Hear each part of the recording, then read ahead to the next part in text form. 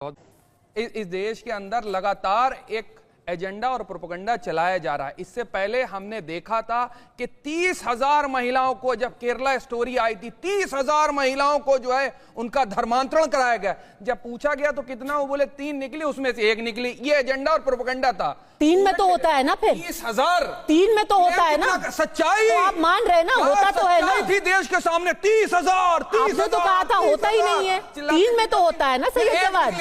चलिए आपने 3 का तो माना ना। अरे 3 नहीं, 1 निकली। अब इंसाफ की बात। चलो अब 3 से आपने 1 कर दिया 3 सेकंड के अंदर। सुनिए तो पूरी बात। अब इंसाफ की बात सुन लीजिए। इस देश के अंदर न्याय हो रहा है। कांग्रेस की सरकार थी तो मृतकों के साथ, उनके परिजनों के साथ खड़ी रही, लेकिन गुजरात के अंदर जब बिल्किस बानो के साथ हुआ तो उनके आरोपियों को फूल और मालाएं पहनाई गई।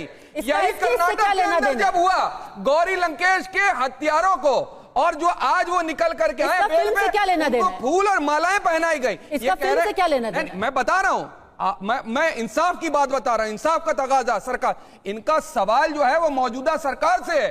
भारतीय जनता पार्टी ने राजनीतिकरण तो कर लिया, अपना एजेंडा और प्रोपेगेंडा चलाने के लिए तो चलता है, उसके लिए एक फिल्म भी लेकर के आ रहे हैं। उसमें आर्टिकल 19 का हवाला दिया गया, 21 का हवाला दिया, फंडामेंटल राइट्स का हवाला दे करके सुप्रीम कोर्ट के सामने न्यायिक तौर पर खड़ा हुआ गया है। जो आपको पसंद ना आए वो आपके हिसाब से प्रोपेगेंडा हो जाता है और वो भारतीय जनता पार्टी द्वारा प्रायोजित भी हो जाता है।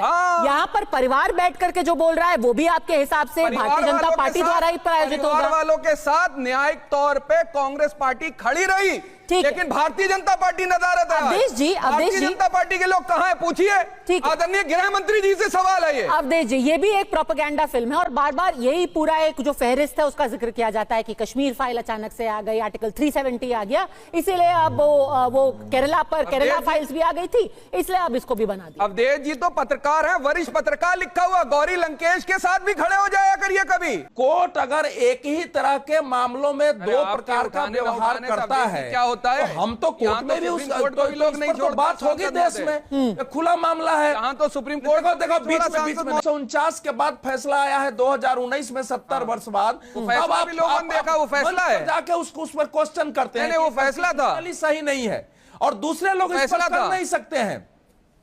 भाई उदयपुर फाइल्स में एक मर्डर पर फिल्म है, इसमें इस्लाम कहां से आ गया, मैं ये पूछ रहा हूं। ये मुस्लिम विरोधी कैसे हो गया, मेरे को ये समझ में नहीं आ रहा है। अगर एक जो आपत्तिजनक है वो सेंसर बोर्ड ने हटा दिया ना, सैयद जावेद। 2011 में हटा दिया है। बीच में बहुत बोलता है जावेद, नहीं जब बात को बीच में बोलने की आदत है, कोर्ट में मैंने इसके कभी न्याय व्यवस्था उस पर भरोसा ही नहीं है। बीच में क्या न्याय व्यवस्था में सबको भरोसा है, लेकिन